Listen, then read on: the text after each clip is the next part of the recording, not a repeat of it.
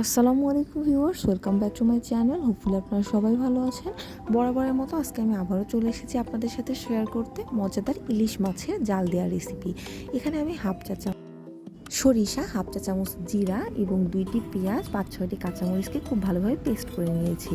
ধুয়ে রাখা ইলিশ মাছের মধ্যে দিয়ে দিয়েছি বেটে রাখা মশলা, পরিমাণ মতো লবণ,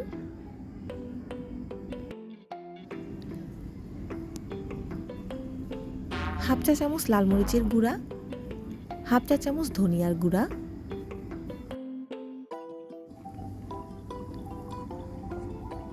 হাফ চা চামচ হলুদের গুঁড়া।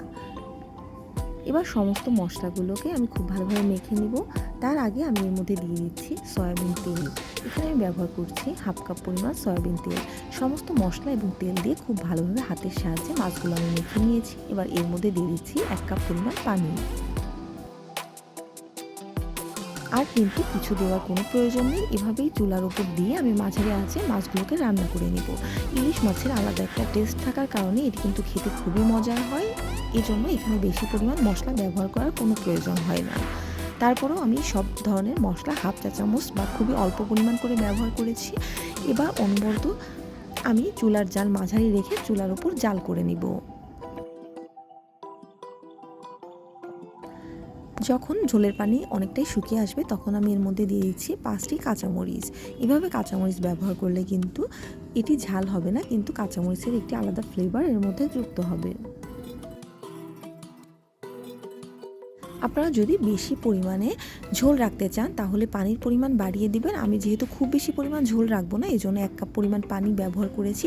সেটি কমে আসলে পর্যাপ্ত পরিমাণ ঝোল রেখে আমি তরকারিটি চুলা থেকে নামিয়ে নিব।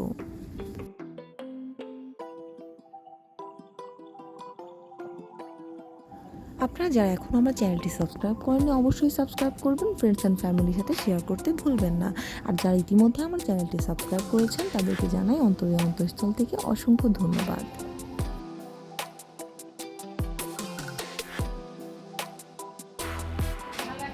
ইলিশ মাছ পছন্দ করে না এমন বাঙালি কিন্তু পাওয়া মুশকিল।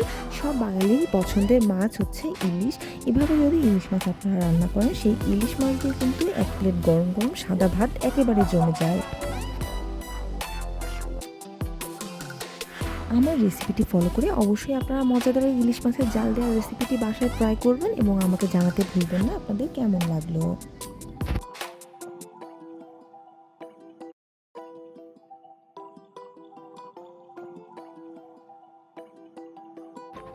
আকাশে সুন্দর একটি চাঁদ উঠেছে।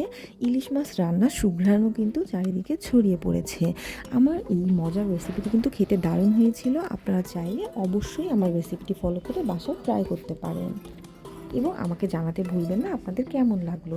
আপনাদের মূল্যবান কমেন্টসে কিন্তু আমাকে নতুন নতুন ভিডিও দিতে অনুপ্রেরণা যোগায়।